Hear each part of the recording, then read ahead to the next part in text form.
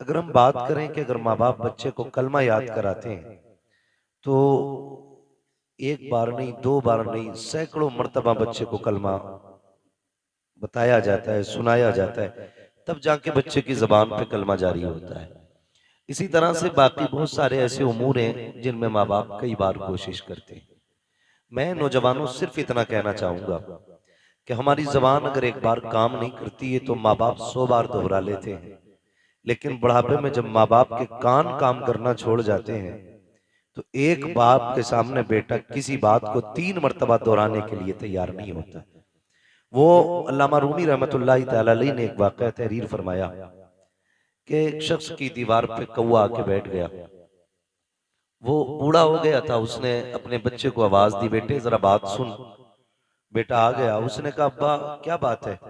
उसने कहा बेटा ये दीवार पे क्या बैठा है? ये दीवार पे क्या बैठा है? तो उसने कहा अब्बा दिख नहीं रहा तुम्हें? कहा अगर दिखता तो तुझसे पूछता क्यों? तो उसने कहा अब्बा ये कौवा है। उसने कहा बेटे मैं ऊंचा सुन रहा हूं, थोड़ा और जोर से बोलो। उसने फिर कहा अब्बा ये कौवा है। उसने फिर तीसरी मर्तबा कहा बेटे और ऊंचा बोलो, मैं सुन नहीं पाया। बेटा बिगड़ गया, कहने लगा जब तुम्हें सुनाई नहीं देता तो शौक क्यों है बार बार पूछने का? बाप की आंख में आंसू आ गए। अल्लामा रूमी लिखते हैं कि उसने रो के कहा था बेटे जब तू छोटा था ना और एक कौवा इसी दीवार पे बैठा था, तूने 40 मर्तबा मुझसे तोतली जबान में पूछा था अब्बा ये क्या है? मैंने 40 मर्तबा तुझे कहा था ये कौवा है, और कहा बेटे आज तुझे मेरी आवाज से नफरत हो गई है। कल जब तू तोतली जबान में मुझसे कहता था ना अब्बा ये क्या है, हर बार मैं तेरा मत्था चूम के कहता था बेटे ये कौवा है। हर बार तेरी पेशानी को तुझे ये लग रहा है कि तेरे बाप के कान ऊंचा सुनने लगे हैं। कहा मेरे लख्ते जिगर नूरे नजर बात सुन। कहा सुन, जब तू एक बात को बार बार कहता था तो हर बार मुझे ये खुशी होती थी मेरा बेटा बोलने लग गया है, मेरा बेटा बोलने लग गया है। नौजवानों में कहना ये चाहता हूँ हमारी विलादत पे हमारे बाप को कितनी खुशी होती है, हमारी पैदाइश पे कितनी खुशी होती है। हमारी विलादत हुई, बाप ने मीठा तकसीम कराया, लड्डू बनाए गए, पूरे मुआशरे में तकसीम किए गए, मेरा बेटा पैदा हुआ है, मेरे घर के अंदर शहजादा आया है। आपसे मैं इतना कहना चाहता हूँ अगर बाप को इतनी खुशी होती है तो फिर बेटे बाप की मैयत की दुआएं क्यों मांग रहे हैं? अगर बेटा बीमार हो जाता है तो बाप कहता फिरता है साहब दुआ करना अल्लाह बेटे को जिंदगी देते, बेटा लंबी उम्र पा जाए। अगर बेटा बीमार हो जाता है बाप रोता फिरता है मेरे बेटे की लंबी उम्र की दुआएं की जाएं। मगर अफसोस की बात है अगर बाप बीमार होता है तो बेटा कहता फिरता है मौलाना दुआ कीजिएगा ताकि बाप की मिट्टी अल्लाह को प्यारी हो जाए। अब अच्छे नहीं लगते हैं, अब परेशानी ज्यादा है, अब देखा नहीं जाता है। ये किस्मत की खराबी है जब बाप की मौत मांग रहे हो। अल्लाह तौफीक दे तो बाप की जिंदगी मांगा करो, लंबी उम्र मांगा करो। तुम नहीं जानते हो अगर तुम्हें यह लगता है इसकी खांसी से घर का माहौल बिगड़ रहा है, इसकी आवाज से घर का माहौल बिगड़ रहा है, तो गलत सोचते हो। खुदा की कसम अगर ये बीमार बिस्तर पे पड़ा है, इसके हाथ उठते हैं खुदा की रहमतें बरस जाया करती हैं, इसकी जबान चलती है खुदा की तरफ से बरकतें आ जाती हैं। इसके लिए मौत ना मांगा करो, अगर मांग सकते हो इसके लिए जिंदगी की खैरात मांगा करो, जिंदगी की भीख मांगा करो। भूल गए हैं हम लोग, हमें शायद ये रिश्ते याद नहीं है। लोग तड़प जाते हैं, कहते हैं कि मेरा बाप अच्छा हुआ चला गया, गया तो घर खाली हो गया। शर्म आनी चाहिए, ये रिश्ते रब को कितने प्यारे हैं। बकरीद आने वाली है, सारे लोग गोश्त के चक्कर में पड़े रहते हैं। कोई कहता 80,000 का जानवर लिया है, कोई कहता 60 का लिया है। मेरे जैसा जानवर बस्ती में किसी का नहीं है। मुझे बताओ तो सही ये कुर्बानियां जमाने के लिए हो रही है या खुदा के लिए हो रही है? अगर रब के लिए है तो फिर ये मुकाबला कैसा है, ये दिखावा कैसा है? जानवर को ला करके दरवाजे पे बांध दिया जाता है ताकि दुनिया देख करके जाए जैसा सेठ का बकरा है ऐसा किसी का बकरा नहीं है, जैसे फला का जानवर है वैसा किसी का जानवर नहीं है। शर्म आनी चाहिए। हमारी कुर्बानियां अल्लाह के लिए हो, हमारी तमाम जितनी भी नेकियां हैं अल्लाह और उसके रसूल की रजा के लिए होनी चाहिए। कुर्बानी क्या है? क्या सिर्फ गोश्त के लिए कुर्बानी की जाती है या सिर्फ गर्दनें काटी जाती है? गौर करो प्यारे, पूरी कुर्बानी ये किसी रिश्ते की याद दिलाती है। इतनी आसानी से सिर्फ कुर्बानी कह के नहीं गुजरा जा सकता है। आप देखो तो सही तारीख का ये बाप पलटो, लोग हज करने के लिए जाते हैं, सफा मरवा की सही, ये माँ बाप की और औलाद के रिश्ते की याद दहानी है। आप देखें जमजम आप पिएंगे तब भी तुम्हें माँ और बेटे का रिश्ता दिखाई देगा। आप जाएंगे जब शैतान को कंकर मारेंगे वहां भी तुम्हें बाप बेटे का रिश्ता दिखाई देगा। जब गर्दन पे छुरी चलाते हो जानवर की, गौर से देखना वहां भी बेटे का बाप का रिश्ता नजर आएगा। ये रिश्ता कितना अजीम है रब की बारगाह में। आप गौर तो करो प्यारे, आज हम ये समझ लेते हैं क्या किया दुनिया के बाप पालते हैं, हमारे बाप ने पाला तो कौन सा बड़ा काम कर दिया। हम नादान है, गलत कह रहे हैं इस बात को। उनसे पूछो जिनके पास बाप का साया नहीं है, जमीन कितनी तंग नजर आती है, खुशियां कितनी महदूद हो जाती है जब सर से बाप का साया चला जाता है। खुदा की कसम अगर बाप होता है तो पता नहीं चलता जवानी कब आ गई है, और अगर बाप चला जाता है तो फिर जवानी मुश्किल से मैसर हुआ करती है। जिस उम्र में बस्ते और किताबें होनी चाहिए उस उम्र में हाथों में औजार आ जाते हैं, मैकेनिक बना दिया जाता है, होटलों के बर्तन आ जाया करते हैं। माँ बाप का न होना जिंदगी को तबाह बर्बाद कर देता है। अल्लाह ने माँ बाप जैसी दौलत दी है, नौजवानों उनकी इज्जत करना, उनकी खिदमत करना। जब तक माँ बाप होते हैं ये समझ लेना खुदा की रहमतें नाजिल होती रहती हैं। मैं तारीख का ये बाप पलटना चाहता हूँ, आप तारीख उठा करके देखिए। अल्लाह के खलील हजरत इब्राहिम अलैहिस्सलातु व तस्लीम, हजरत इब्राहिम की आप जिंदगी पढ़िए। आपने पूरी जिंदगी रब की बारगाह में इम्तिहानात पेश किए, क्यों ना करते, क्योंकि खलील है, अल्लाह के दोस्त हैं, कुर्बानियां पेश कर रहे हैं, इम्तिहानात की मनाजिल से गुजरते जा रहे हैं। आज जानवर कुर्बान करने की बात आती है। अभी बात बताई थी, जैसा कि कहा गया था, अभी मुफ्ती साहब ने बताया था कि जब कुर्बानी की बात आती है लोग बहाना कर देते हैं, कर्जा है नहीं कर सकते, पता नहीं है चटनी नहीं चल रही है, रोटी नहीं चल रही है। और अगर कोई बेचने लग जाए अभी 1 लाख का मोबाइल खरीद लेगा, 70,000 का मोबाइल खरीद लेगा, लेकिन कुर्बानी के लिए 3500 रुपए देते हुए कलेजे फट जाया करते हैं। तुम्हें सोचना चाहिए कुर्बानी अल्लाह की बारगाह में बहुत बड़ी इबादत है। फरमाया गया कुर्बानी के दिनों में कुर्बानी से बड़ी कोई इबादत नहीं है। अगर कुर्बानी की जगह पे आप एक सोने का ढेर भी अल्लाह की राह में खर्च कर दो तब भी अल्लाह उतना राजी नहीं होता है जितना तुम्हारी कुर्बानी से अल्लाह राजी हुआ करता है। इसमें बहाने ना बनाया करें, इसमें आप हीले तलाश करके ना निकला करें। तारीख का ये बाप पलटिए, शुक्र अदा करें अल्लाह ने जानवर की कुर्बानी मांगी है। अगर बेटे की कुर्बानी मांग लेता तो अल्लाह ने अपने खलील से बेटे की कुर्बानी मांगी, हमसे मांग लेता तो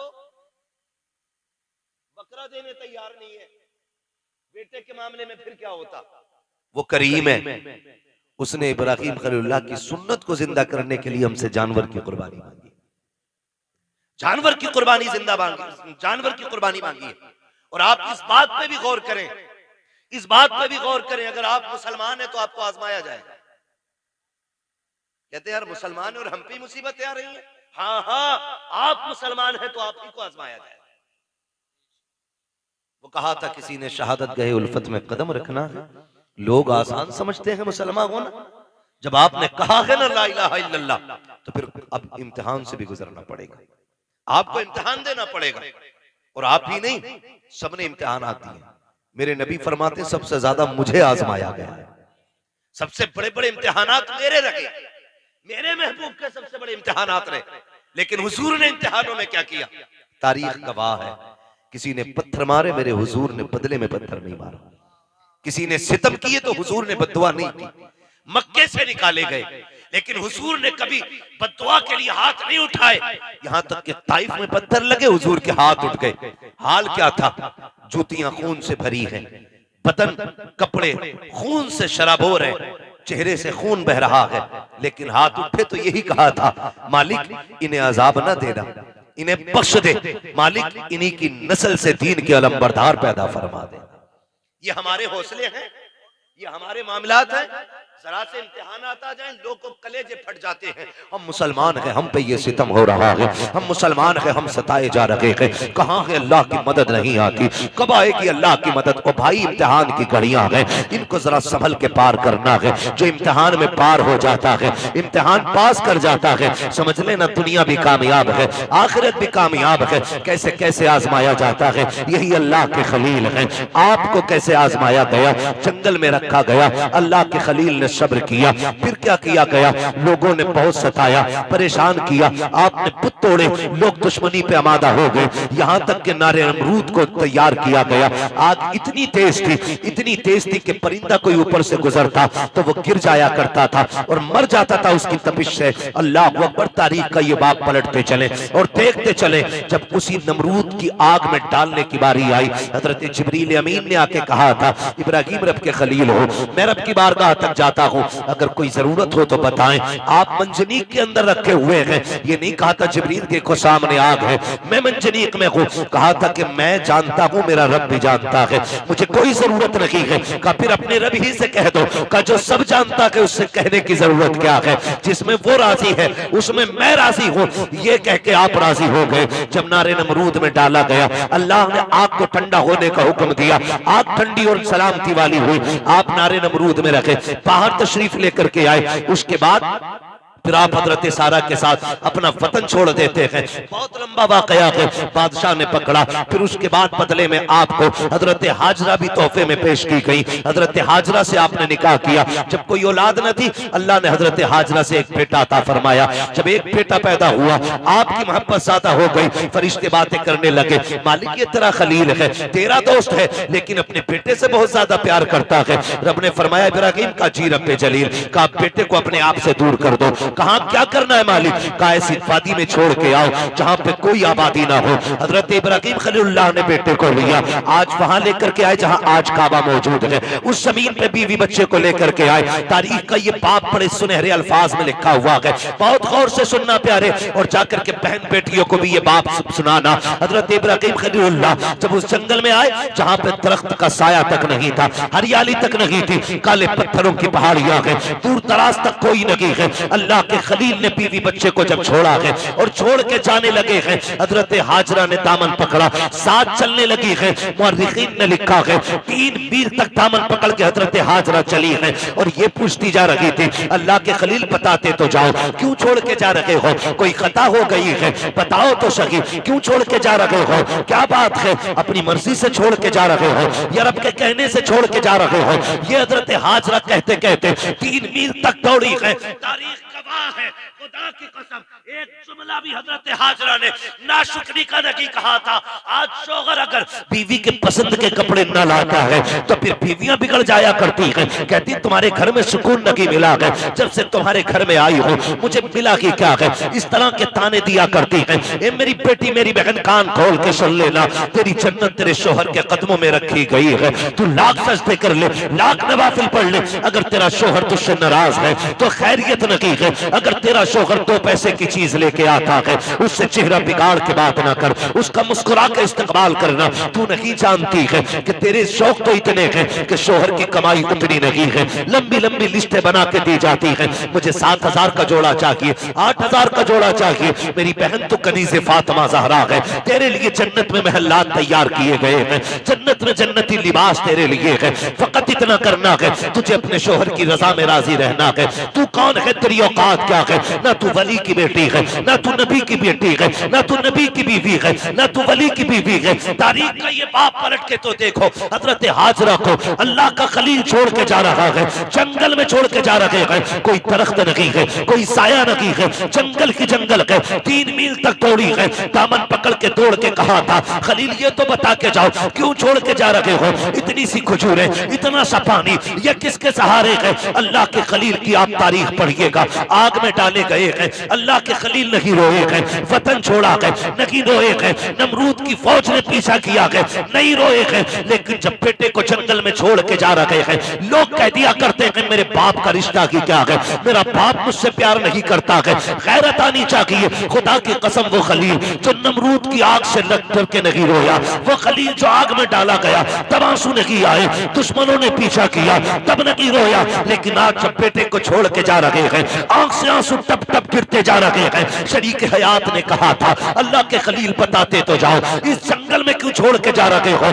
अच्छा ये बताओ अपनी मर्जी से छोड़ रहे हो या रब ने हुक्म दिया है? इतना सुनना था। अल्लाह के खलील ने कहा था हाजरा प्यारी सौजा बता तो सके, अगर रब ने किसी को ऐसा बेटा दिया हो और वो भी कोई शुरू उम्र का ना हो, 70 साल की उम्र में मिला हो, और यूं ही नहीं जिसको दुआओं में मांगा हो, सजदों में रो के मांगा हो, तब जाके इस्माइल सा बेटा मिला हो, क्या ऐसे बेटे को कोई जंगल में छोड़ जाएगा? अपनी मर्जी से छोड़ के जाएगा? कहा हाजरा ये अपनी मर्जी से छोड़ के नहीं जा रहा हूं, बल्कि अपने रब के कहने से छोड़ के जा रहा हूं। हजरत हाजरा ने इतना सुना, तवक्कुल अल्लाह देखिए, अल्लाह पे भरोसा देखिए, इतना सुनना था, दामन छोड़ा, मुस्कुरा के कहती है खलील फिर ठहरो, ये पानी भी ले जाओ, खजूरें भी ले जाओ। कहा क्या करोगी? कहा जिस रब की मर्जी से छोड़ के जा रहे हो वही रब खाना भी दे देगा, पानी भी दे देगा।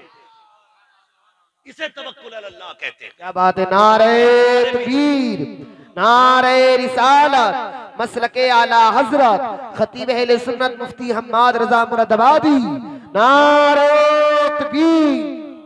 ये रिश्ता होता है माँ बाप का, इसे समझने की कोशिश करें। जो खलील नारे नमरूद से न रोया वो बेटे की जुदाई पे रो दिया, वो बेटे को छोड़ते वक्त रो दिया। सोच तो सही, कैसे कह देते हो मेरा बाप प्यार नहीं करता? खुदा की कसम खा के कहता हूं, मंडी चले जाओ, मार्केट चले जाओ, जितने मजदूर थैले हाथ में लेके खड़े होते हैं ना, उनसे पूछना इस उम्र में क्या जरूरत थी इतनी गर्मी में काम करने की?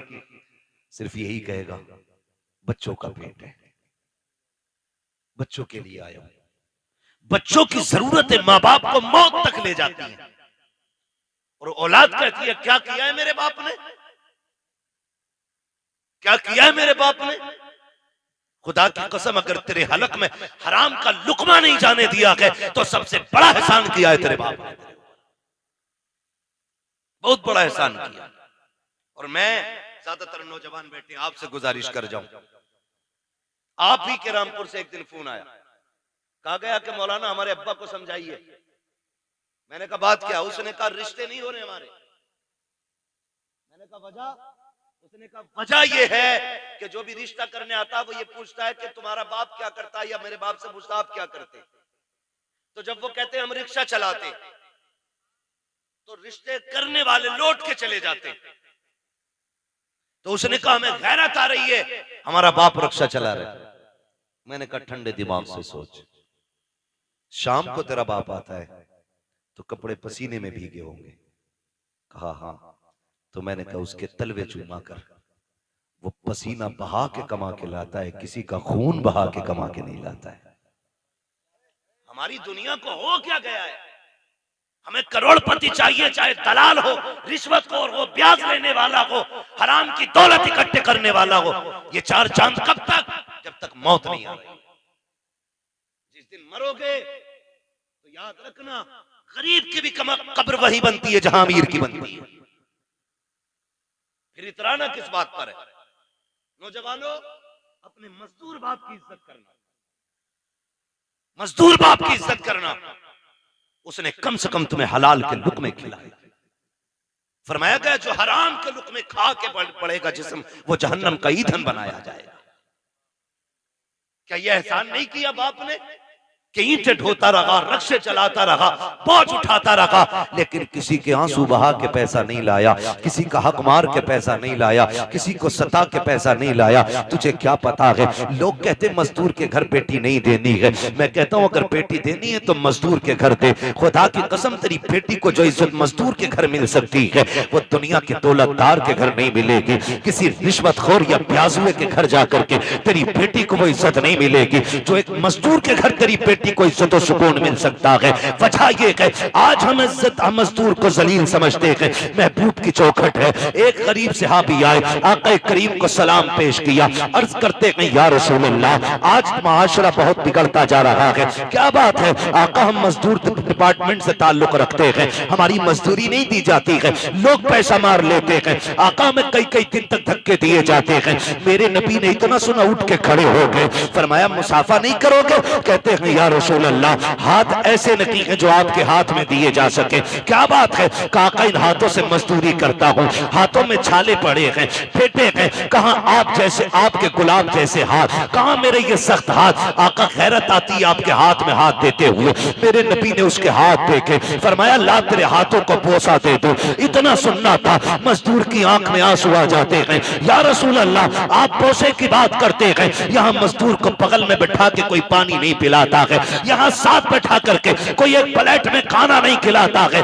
आका आप हैं कि चूमने की बात कर रहे हैं। मेरे नबी ने इतना सुना, फरमाते हैं खाली सिर्फ निजाम नहीं बनाना है, बल्कि जमाने को मजदूर की इज्जत भी बतानी है। आका करीम ने जब मजदूर के हाथ को बोसा दिया, तड़प गया आका, इतनी इज्जत। फरमाया सिर्फ इज्जत नहीं, एक कानून भी बता रहा हूं, जाओ जमाने से कह देना कि मजदूर की मजदूरी पसीना सूखने से पहले दे दो। कहा ये इज्जत किसने दी है, तो बता देना ये इज्जत मदीने वाले मुस्तफा ने अता की।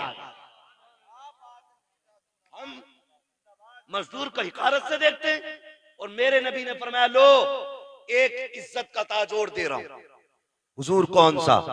फरमाया अल कासिबु हबीबुल्लाह, जो मेहनत मशक्कत करके कमाएगा, कयामत में अल्लाह उसे अपने हबीबों की सफ में जगह अता फरमाएगा। तो कम से कम इतना ख्याल करें नौजवानों, हम तो अपने बाप की मेहनत का ख्याल करें। अगर ये दुनिया वाले हमें मजदूर का बेटा कहते हैं तो कहने दें, हमें उस बाप की इज्जत करनी है जिसने चौक में गालियां खा के, मजदूरी पे थक के उठा के हमें पाला है। तुमसे तो कम से कम इतनी तवक्को होगी उस बाप को कि कोई इज्जत करे ना करे, मेरा बेटा तो इज्जत देगा ना। अगर वही औलाद उसे जलील करने लगे तो बताओ वो जी के क्या करेगा? क्या करेगा वो जी के? जब वही औलाद उससे कहती हो कि तुझे टुकड़े डालने से बेहतर है कुत्ते को टुकड़े डाल दिया जाए, क्या करेगा वो बाप जी के? उसे हार्ट अटैक नहीं आएगा? उसे हार्ट अटैक नहीं आएगा? वो रोएगा नहीं अपनी कमनसीबी पे? क्या वो भूल गया होगा उन दिनों को जब तुझे गोद में उठा के वो गली गली फिरता रहा? मुझे बताओ, तुझे सर्दियों में बुखार आया, बाप ने सारे कंबल तुझे उड़ाए, खुद ठंडी में सिकड़ता हुआ मंडियों के, गलियों के, बाजारों के, हॉस्पिटलों के चक्कर लगाता रहा, खुद मर गया लेकिन बेटे को जिंदगी दे गया। लाजिम है हर बेटे पे अपने माँ बाप की इज्जत करे, अपने माँ बाप की इज्जत करे। पढ़े तारीख, आप कभी ये नहीं कह सकते अपने बाप से आपने क्या किया मेरे लिए। खुदा की कसम, जितना एक बाप कर देता बेटे के लिए, कोई तुम्हारे लिए उतना नहीं कर सकता। मैं तो चैलेंज के साथ कहता हूं, एक बाप को तोलने के लिए ना खुदा की कसम जिंदगियां कम पड़ जाएंगी, लेकिन बाप की मशक्कतों का अंदाजा नहीं लगाया जा सकता। आप भी जानते हैं एक आदमी को अपना पेट पालने में कितनी मुश्किल आ सकती है। कोई मुश्किल बात है एक आदमी को पेट पालना? कोई मुश्किल बात नहीं, और कोई मशक्कत भी नहीं। अकेला बंदा कहीं भी खा पी के गुजारे कर लेता है, लेकिन दुनिया भर की सहूलतें बाप औलाद के लिए उठाता है, औलाद के लिए उठाता है। बेटा पैदा हो मीठा तकसीम करता है, जवान हो जाए तो निकाह की तैयारियां करता है। हाँ, आप देखें ना मास्टर इरफान साहब, इन्होंने इतना खर्च किया। मैं कहता हूं कि अगर और इनका बेटा ना इनकी दवा के लिए सिर्फ इतना खर्च कर देना जितना आज इन्होंने किया अपने बच्चों के लिए, तो शायद बड़े सुखी रहेंगे। लेकिन हम भूल जाते हैं, हम अपने बाप की दौलत को अपनी समझते हैं, लेकिन अपनी दौलत को बाप की दौलत नहीं समझते। ये कड़वी सच्चाई है। जो बाप कमाता रहा है, तुम अपनी मर्जी से फर यारों में उड़ाते रहे, फर उड़ाते रहे। अब्बा आज मेरा बर्थडे है, अब्बा आज मैं पास हुआ हूं, यारों को पार्टी देनी है। वो कैसे कमा के लाता रहा उसने तुमसे नहीं बताया। जो तुम मांगते रहे वो देता रहा। उसने बुढ़ापे में इतना कहा था, बेटे खांसी बढ़ गई है, एक सिरप चाहिए। तुमने मुंह बिगाड़ के कहा, तुम्हारे खर्चे उठाऊं या औलाद के खर्चे उठाऊं? लोग कहते हैं बाप उस दिन मरा जिस दिन सांसें रुकी। मैं कहता हूं नहीं, ये तो उस दिन मर गया था जिस दिन बेटे ने हाथ रोक लिया था, उसी दिन बाप मर गया था। खुदारा बदलो अपने आप को, अपने बाप की इज्जत किया करो। और दुनिया में तुम्हारे बाप को कोई इज्जत नहीं देता, तुम इज्जत दे के बताओ कि तू किसी की नजर में जलील होगा, लेकिन मेरी नजर में तेरी इज्जत एक बादशाह से ज्यादा है। ये कम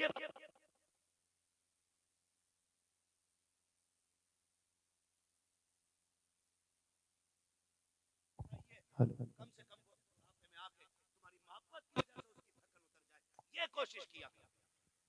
अक्सर नौजवान मेरे सामने बैठे, अल्लाह करे हर नौजवान अपने बाप की इज्जत करने लग जाए, बाप की इज्जत करने लग जाए। हम तो ये सोचते हैं ना, ये सोचते हैं ना जो भी कमाया वो हमारा है, हमारे बाप का कुछ नहीं है। नहीं, ख्याल करो यार, ख्याल करो। एक बाप की जिंदगी अपनी औलाद के लिए पूरी सर्व कर देता है बाप। मैं अर्ज कर रहा था, अल्लाह का खलील बेटे को छोड़ते वक्त, बेटे को छोड़ते वक्त, बेटे को छोड़ते वक्त अल्लाह के खलील रो दिए, रो दिए।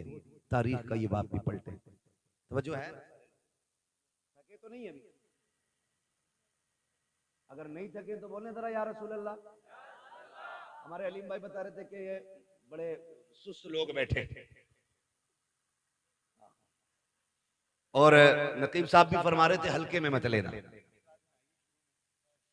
अल्लाह सलामत रखे। मैं आपसे ये भी नहीं कहूंगा कि आप हाथ उठा के सुभान अल्लाह को या उठ के सुभान अल्लाह को। मैं कहता हूं जो मैं बात कह रहा हूं इसे दिल पे लिख के ले जा।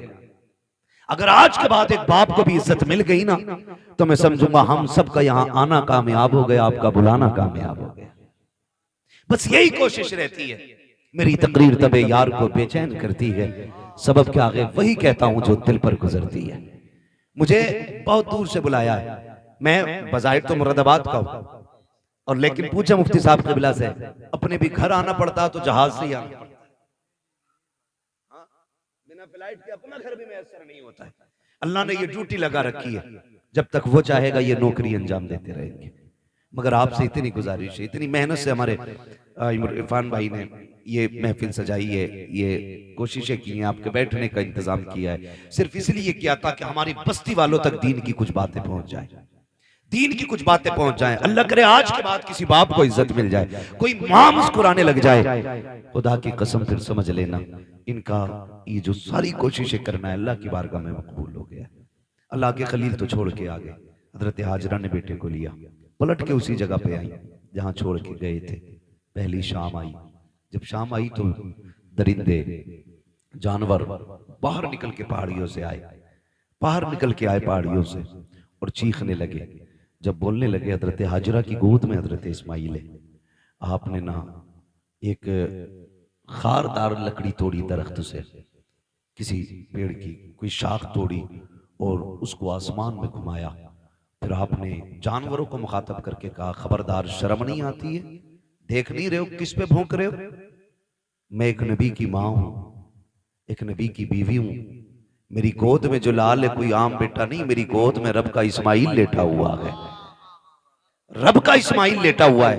कहा खबरदार भौंकने की जरूरत ना करना, हम पे भौंकने का मतलब है नबी की इज्जत पे भौंकना। अल्लाह इतना कहा, सारे जानवर पलट के चले गए, सारे चले गए। फिर वो पानी, वो खजूरें, वो सत्तू, वो क्या सब कुछ जो भी दिया था, कब तक चलना, सारा ही खत्म हो गया। जो भी खाने पीने का सामान था खत्म हो गया। लेकिन माँ माँ होती है। फिर वो वक्त भी आया कि माँ के सीने का दूध भी खुश्क हो गया। फिर जब बेटे ने सूखी जबान होठों पे फेरी तो माँ से देखा ना गया। तारीख गवाह है, हज करने के लिए जाओ, हुक्म होता है सफा मरवा की सही करो। मालिक ये क्या है? कहा यहाँ मेरी हाजरा दौड़ी थी। फिर क्या करना है? कहा जब तक दौड़ेगा नहीं तेरा हज पूरा नहीं होना है, तुझे दौड़ना जरूरी है। मालिक क्यों दौड़ाया गया? कहा जब जब यहाँ आके तुम दौड़ोगे ना तो तुम्हें माँ और बेटे की मोहब्बत का एहसास हो जाएगा। एक माँ ने बेटे की मोहब्बत में कितने चक्कर लगाए हैं? 7 चक्कर लगाए। माँ तो माँ होती है। बेटे को लिटाया जमीन पे, आपने एक पत्थर इधर से रखा, एक इधर से रखा, एक पत्थर ऊपर से रखा, 3 पत्थरों से बेटे का थोड़ा सा धूप का साया किया। उसके बाद दौड़ लगाई है पानी की तलाश में। आप दौड़ करके पहाड़ के सिरे पे चढ़ी है, चारों तरफ देखा पानी नजर नहीं आया। फिर ख्याल आया मेरे बेटे को कोई जानवर न ले जाए। फिर पलट के वापस आई है, फिर बेटे की खुशकी देखी है, फिर दौड़ लगाई है। बाज मार्रिखीन ने यहां तक लिखा है कि 7वें चक्कर पे हजरत हाजरा गिर जाती है। अल्लाह अकबर जब गिरी है, इधर हजरत इस्माइल ने एड़ियां रगड़ी है। जब एड़ियां रगड़ी, रब ने फरमाया जिब्रील जी रब्बे जलील जल्दी कर दौड़ के जाकर के मेरे इस्माइल की एड़ियों की जगह से चश्मा जारी कर दे। तारीख गवाह है हजरत हाजरा ने खुद को संभाला और दौड़ करके आई। क्या देखती है? जहां बेटे के पैर चक्कर लग रहे थे, वहां से पानी का चश्मा जारी हो गया है, चश्मा जारी हो गया है। आज दुआ के लिए तुम मियाओं के चक्कर लगाते हो, खानकाहों में डूब जाते हो, जिससे दुआ लेनी थी तुमने उससे दुआ नहीं दी। अगर तकदीर बिगड़ रही है, बरकत नहीं हो रही है, जाके माँ से दुआ ले ले। खुदा की कसम, जिसकी कहीं नहीं सुनी जाती है उसकी माँ की चौखट को सुन ली जाती है। नारे तकबीर, नारे रिसालत, मसलके आला हजरत मुफ्ती हम्माद रजा मुरादाबादी सभी अख्तर रामपुरी। नारे तकबीर। मुफ्ती साहब फरमा रहे हैं भाई ये लोग सुन रहे हैं, तो मैं तो ये समझता हूं कि अगर दिल हुजूर से लग जाए तो फिर महफिलों से लोग उठा नहीं करते। वाह वाह वाह, बहुत। हाँ, और अगर महफिल में दिल लगने लग जाए तो समझें कि हुजूर की नजर करम हो गई है, हुजूर की नजर करम हो गई है, हुजूर आपकी तरफ नजर करम फरमा चुके हैं। बस मैं आपसे इतनी गुजारिश करूंगा, फरमाया गया या अय्युहल्लज़ीना आमनू उदखुलू फिस्सिल्मी काफ़ा, ए ईमान वालों पूरे पूरे इस्लाम में दाखिल हो जाओ, पूरे पूरे दाखिल हो जाओ। अल्लाह तौफीक दे, कुर्बानी आ रही है तो सारे लोग कोशिश करें, कुर्बानी करें, जिन पर वाजिब है करेंगे इंशाअल्लाह, जिन पर वाजिब है करेंगे इंशाअल्लाह। उम्मीद है जितने नौजवान बैठे हैं जो भी साहिब निसाब होंगे इंशाअल्लाह वो कुर्बानी जरूर करेंगे। हाँ, अल्लाह ताला हमें अपनी सच्ची मोहब्बत अता फरमाए। और थोड़ा सा ख्याल करें, एक पैगाम आखिर में चलते चलते मैं ये भी दे दूं, मेरे भाई कोशिश ये करनी है, कुर्बानी अक्सर और बेशतर हम लोगों के यहाँ होती है। होता क्या है कि हम अक्सर उनके घर गोश्त भेजते हैं जिनके घर से हमारे घर गोश्त आता है ना? उनके घर गोश्त भेजते हैं ज्यादातर जिनके घर से हमारे घर आता है, यानी जिनके घर से हमारे घर गोश्त नहीं आता उनके घर हम गोश्त नहीं भेजते। और बात बताऊं अगली, बुरा ना मानिएगा, मैंने पहले ही कहा था, वही कहता हूं जो दिल पर गुजरती है। अगर किसी बंदे ने एक बड़े का कुर्बानी की और एक बकरे की कुर्बानी की तो कमजोर लोगों में बड़े की बोटियां भेजी जाती हैं और बड़े लोगों में छोटे की बोटी भेजी जाती है। यही होता है ना? हाँ, कहेंगे भी नहीं हाँ, क्योंकि शर्म आती है। मैं तो ये नहीं कह रहा कि आप करते, लेकिन होता है कुछ जगह पे ऐसा। मैं आपसे ये कहूंगा यार, वो भाई अल्लाह तौफीक दे, तो पहली बात तो ये कि 4-4 बोटियां बांटने का रिवाज है, 8-8 बोटी बांट रहे हैं, कम से कम इतनी तो दो जो कम से कम एक वक्त का खाना हो जाए किसी के घर का। कुछ जगहों पे तो हजरत मसला ये है कि बकरीद के गोश्त से मुहर्रम का हलीम बनाते हैं। ये कंडीशन हमारी कौम की है। कुर्बानी के बाद ऐसा फ्रिज में पैक करते हैं कि मुहर्रम की 9 तारीख को ही निकलता। बड़े सनीचर लोग हैं भाई, डॉक्टर से पूछो तो गोश्त जितना बासी होता जाएगा ना उतनी बीमारियां उसमें बढ़ती चली जाती हैं, और दही जितना बासी होता जाएगा उतना मुफीद होता जाता है। कई बार तो खा खा के लोग बीमार हो जाते हैं। मैं तो कहता हूं कुर्बानी की बरकत है, वरना लोग मर जाएंगे इसे खा के। कितना वक्त रह जाता है कुर्बानी से मुहर्रम तक का? 1 महीना ना, 30 दिन कुछ थोड़ा थोड़ा निकाल के खाते रहते। अल्लाह पे भरोसा रखो यार, जो आज दे रहा है वही आपको कल भी देगा। बोलो देगा क्या नहीं? अच्छा, आपने देखा होगा कि ये जो परिंदे उड़ते हैं रोज सुबह सुबह, शाम को जब आते हैं कुछ बचा के लाते हैं या खाली खा के आ जाते हैं? क्या करके आते हैं? बोल सकते हैं तो बोले सर, अल्लाह ने जबान दी है तो। खा के आ जाते हैं ना, रख के तो नहीं लाते। अगले दिन फिर उड़ते हैं, फिर खा के आते हैं। और ताज्जुब की बात यह है कि भूखे जाते हैं और पेट भर के वापस आते हैं। इनका कोई खेत है, बिजनेस, मंडी? अच्छा, इतनी तपिश, इतनी गर्मी है अभी कि हर जगह पानी भी मैसर नहीं है। आदमी को 24 घंटे पानी ना मिले पागल हो जाए। जंगलों में पानी नहीं, लेकिन परिंदे फिर भी जिंदा हैं। फिर वो जिंदा कैसे? पानी कौन देता है? अल्लाह देता है ना। वो रोज खा के उड़ के आ जाते, छोड़ के नहीं आते, क्योंकि उनका भरोसा ये है कि हमें रब देने वाला है। क्या बात है भाई, बहुत अच्छा है। रब देने वाला है। जानवरों का भरोसा अल्लाह पर है, इंसान 1 महीने के लिए रख के पड़ा। ये तो कुर्बानी का है, लोगों ने जन्नत का उठा के रखना शुरू कर दिया था, वो अल्लाह ने वो बंद कर दिया था। आपको अल्लाह ने अगर दिया है तो फ्रिज में ना भर। कितने ऐसे लोग आज भी हमारे मुआशरे में हैं जिन्हें साल साल भर गोश्त खाने तक की तौफीक नहीं होती। वजह इतनी ये है कि कंजूस नहीं है, कमजोर लोग हैं, मजदूर लोग हैं, महंगाई ने कमर तोड़ दी है। किसी के आगे बेटियां जवान है, किसी के घर में बेटे परेशान है, किसी को बीमारी ने घेर रखा है, कोई मुसीबत में है, कोई आजमाइशों में है, कोई बीमारियों में है। इस वजह से कितने लोग गोश्त नहीं खा पाते हैं। अल्लाह ने तुझे तौफीक दी है। ओ यार, अगर तूने बकरे की कुर्बानी की है, अमीर तो 8वें दिन 10वें दिन बकरा खा ही लेता है, कभी उस गरीब के घर भी बकरे का गोश्त भेज दिया करो, जिसके बच्चे बाप से कहते हैं बकरे का गोश्त हमने नहीं खाया है, कभी हमको भी बकरे का गोश्त खिलाया जाए। कई बार मजदूर गरीब मंडी गया है, कई बार दुकान जाकर के लौट आया है, का बेटे गया तो था 700-800 का रेट था, इतनी तो तेरे बाप की मजदूरी भी लगी है, जितने का गोश्त था ये सोच करके बाप लौट आता है। तुम्हें रब ने अगर तौफीक दी है, अगर तुमने छोटे की कुर्बानी की है अल्लाह की रजा के लिए, कभी उन गरीबों के घर दे दो जिनके यहाँ कभी गोश्त नहीं गया है। खुदा की कसम खा के कहता हूँ, तूने 4 बोटी अगर अमीर के लिए दी है, चर्चों के लिए दी है, ताल्लुकात के लिए दी है, सिर्फ वाफा के लिए दी है, तो ये 4 दिन के लिए है, खत्म हो जाएगा। अगर तूने वही बोटियां किसी गरीब की दिलजोई के लिए दी है, खुदा की कसम मर के कयामत में आना, अल्लाह तुझे इज्जतों के ताज अता फरमा दे। भाई वाह वाह वाह, जिंदाबाद जिंदाबाद, बहुत खूब हजरत। गोश्त उन्हें दे जिनके यहाँ हुआ ही ना हो। कई बार ऐसा होता है जिनके घर कुर्बानी हुई है, 2 क्विंटल में से 50 किलो इसके घर रखा, और मोहल्ले वालों ने भी एक तसला भेज दिया। और कितने गरीब ऐसे होते हैं कि बकरा ईद के घर दिन भी उनके घर में दाल बनती है। इसे ईद कहते हो? तेरी बस्ती के अंदर अगर एक बंदा भी ईद के दिन चटनी से खाएगा तो तुझे गैरत से मर जाना चाहिए। अल्लाह तौफीक दे तो ये गरीबों में तकसीम करेगा। आपके घर के होते हुए किसी घर में दाल या चटनी नहीं।